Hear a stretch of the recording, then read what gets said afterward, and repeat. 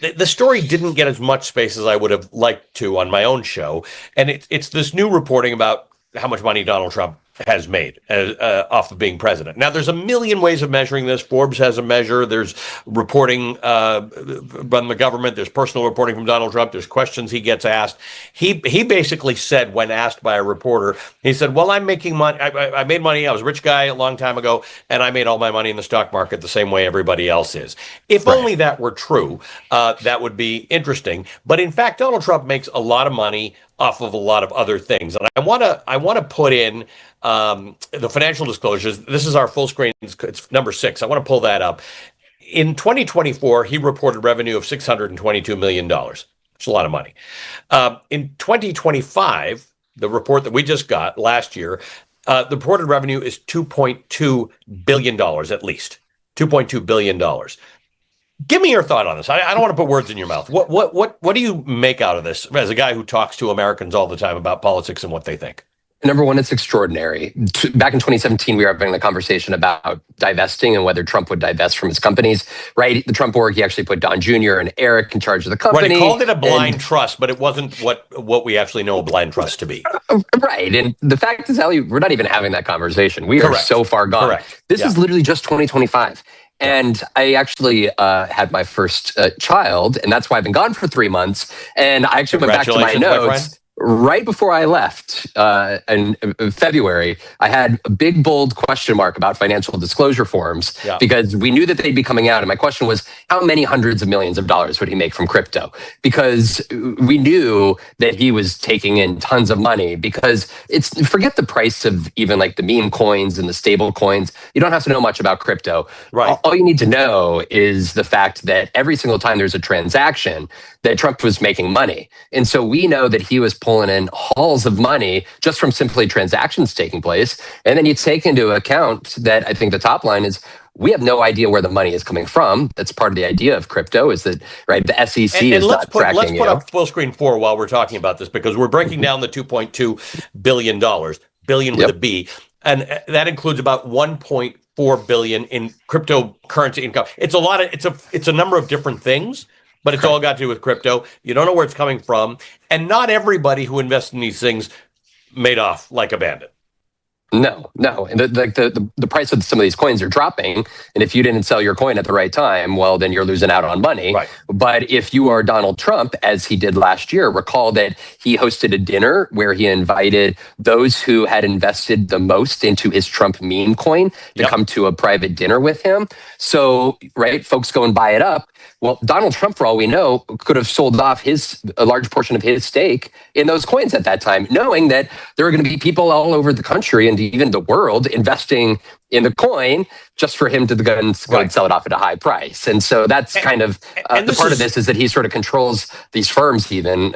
One of them, and he made hundreds of millions of dollars. Right. On. So it gets a bit detailed, but a lot of these firms he and his family control make transaction money, right? It's like a brokerage. It doesn't matter whether the stock market's going up or down. The brokerage makes money on every trade.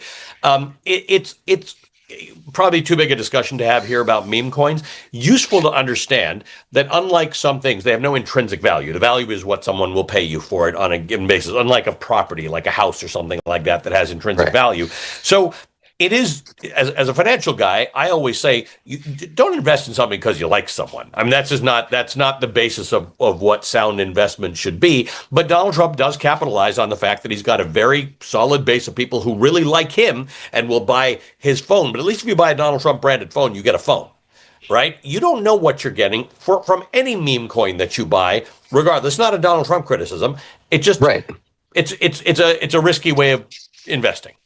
Right. And I think part of it is that, right, the SEC, right, actually during the Biden administration, like the SEC, the Securities and Exchange Commission, they would scrutinize a little bit more heavily sort of the crypto industry, or were trying to. They were filing lawsuits. They were doing investigations.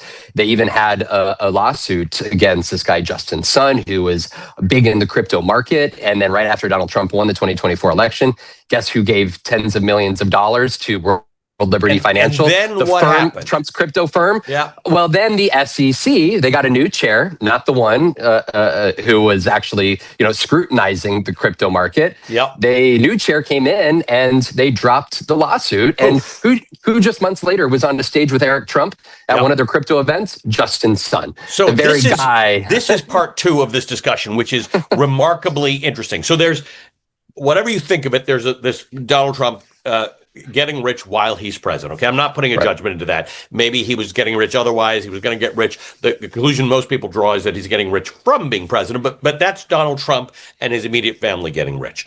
Then there's this pay-to-play thing that's going on. And there's a million ways you can frame this. It could be this jet that's going into service now, the new Air Force One from Qatar. I remember the president of South Africa was in the White House last year at one point, and he said to Donald Trump, it's recorded, he said, "I wish I had an airplane to give you."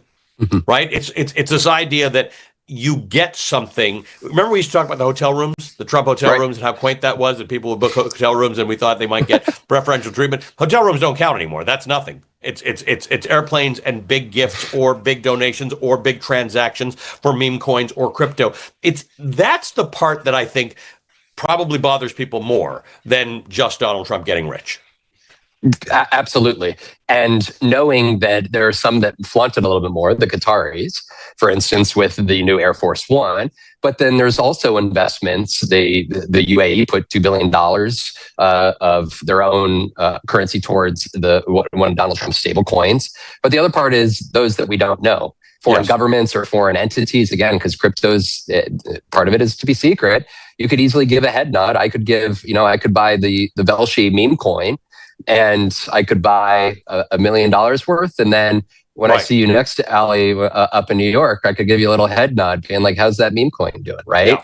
And the public doesn't know. Yeah. But if you know that you're taking me out for a steak dinner next time. Right. So I think that is the part of it. If only it were that sweet, right? That you bought a few of my coins and I bought you a steak, right? That's the problem, that we don't know how big this is, because some of the places we're doing business with, or Donald Trump or Steve Witkoff's son, or Donald Trump's sons, or Jared Kushner, are countries or related to countries that depend on us for military stuff, that rely on us during this war with Iran. We don't know how big this becomes, right? It's one thing if it's a little business deal and you're benefiting from it and you get a free steak, and still wouldn't be right, but it's a free steak. We don't know. Are these arms deals? Are these we don't know where the bounds are to this whole thing. So I think there's one level at which people are upset that, affordability is difficult and gas prices are high, and I'm having difficulty and you're getting this rich. That's one thing. But there could be other things at play. Once you let characters into this game, it's not clear how you regulate it. No, especially when the president of the United States has no interest in regulating it. And I mean, he called it effectively a scam at one point a couple of years ago, until he realized that there was some money to be made off of it. And he let his sons really go at it. And just actually today, on his way to North Dakota underneath Air Force One, he said that, I don't know what's happening. I have people that are making these investments and doing these things for me. Okay, well, I know folks have financial advisors, but if yours, Ali, got you $1.4 billion, I'd be checking in. There'd be a discussion. I mean, but that's always been Donald Trump's thing, right? That I'm not involved in this thing. It's the same thing that led to that first blind trust, where he put his kid. Like if you have a blind trust, it means you've given it over to a generally speaking, a lawyer, and there are rules about how you will not speak of these things.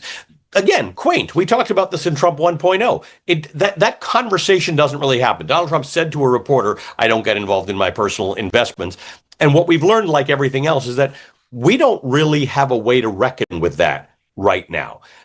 There may be a way. We may learn that we've got to put rules in, but generally speaking, you get your disclosures from presidents. I think Obama's was like 9 or 10 or 11 pages. Biden's was like 7 pages or something. This thing was over 900 pages. Right. And I remember going through financial disclosures for Mike and Karen Pence back in 2016 when they were selected as the vice presidential nominees. And I remember Karen Pence's arts and crafts business, God bless her, and the arts and crafts business, they lost like $250 I remember talking to a tax You attorney can at the like time. Mike He Pence, was you like, can not like Mike Pence, but he was not trading off the vice presidency. no, and that was pretty normal. And right, he didn't write a book until he got out of office. Yeah. And I think that's more of what we are accustomed to. Yeah. And the reality is that the president, at the exact same time while he's making these profits, effectively they eliminated within the Department of Justice, the cryptocurrency division that would be the one scrutinizing these. They have gone in, and the CTFC, which is the Commodity Futures Trading Commission, they are the ones that are usually regulating commodities. But under the Trump administration, they have sought to essentially limit the regulations on the commodities market and these kind of crypto blockchain systems here. And so not is he just making a profit, but he and his allies within his administration are actively going and weakening the very protections within You're the umpire and the player branch. at the same Correct. time. That's the problem. You're speeding and the cops have been removed from the road. Yeah. I think we got a question on this. Christina was telling me, let's see what it says. It says, can anything be done to hold him accountable from grifting for the presidency? Okay, this is a very, very interesting, complicated question. Right. I would say, number one, we don't even have the infrastructure in place, as you have just described, to for sure know what a grift is, right? It might smell like a grift and sound like a grift, but we don't even have that. Our systems were not built to suss out whether a president is lying or being disingenuous about where he gets his money. So that would have to be in place. We'd have to build a system that would say these are the actual rules. We do have an emoluments clause that say you can't benefit from somebody, certainly a foreign country, in exchange for anything that you might give them. Then there's the question of accountability. And Jamie Raskin and others have got several bills that they know will not pass in this Congress. They're messaging bills, basically. But they are saying that in 100 and however many days to the midterms, 125 days, if Democrats get elected, accountability for this sort of thing, among other things, will begin. And I think that is really, I think you're right, Ali, where that accountability is most likely to come from, because they can have these investigations and these hearings, and they can even get records and issue subpoenas like the J6 committee did.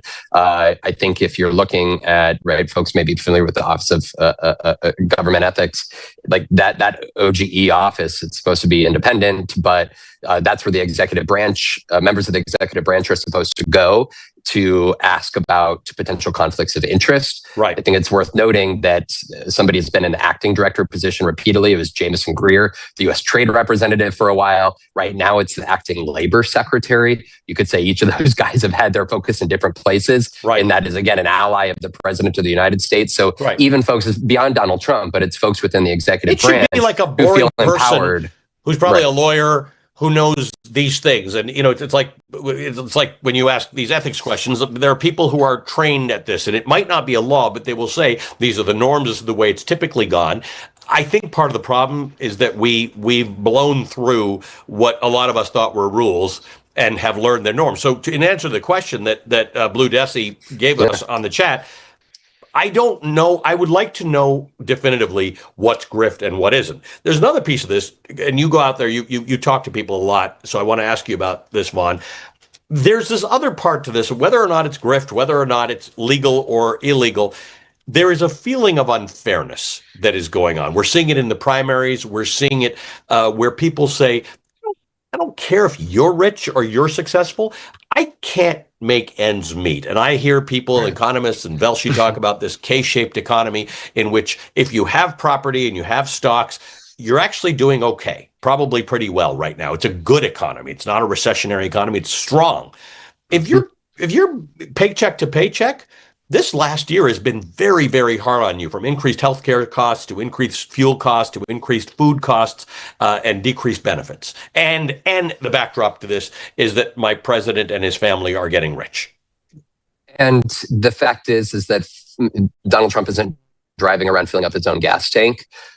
Donald Trump has access to funds and capital that most Americans don't have access to even begin to invest in crypto coins or set up your own crypto firm. And I think that this is where, right, you and I have talked to so many people across all 50 states over the last decade, and there was a large defense of he's a businessman, he knows what he's doing, he should be allowed to go and make money, build his hotels, right? His name has prestige.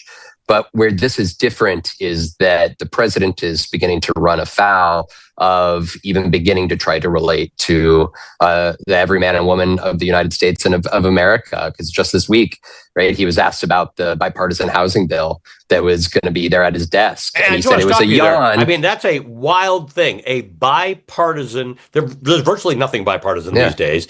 A bill that everybody acknowledged was going to help lower housing costs, that Republicans who are really embattled at this point could have gone back to their states or their district and said, here's something we did to try and help make your life easier, right? So this bill passed overwhelmingly. Right. And he called it a yawn. And he said anything but the SAVE Act, which is his voter ID federal legislation, that it doesn't have enough Republican support and will not pass. He said everything else is a yawn.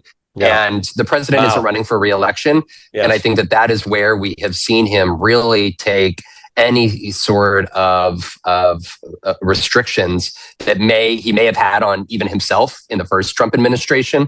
We are seeing those levers of accountability completely be dismantled and destroyed and ignored, because this is going to be his final term. And he has 2.5 years left of being able to jump on Air Force One and being able to pick up other world leaders and put tariffs or attempt to put tariffs on these other countries and wield the power that is the executive branch of the United States of America to his own benefit and that of his family and his allies.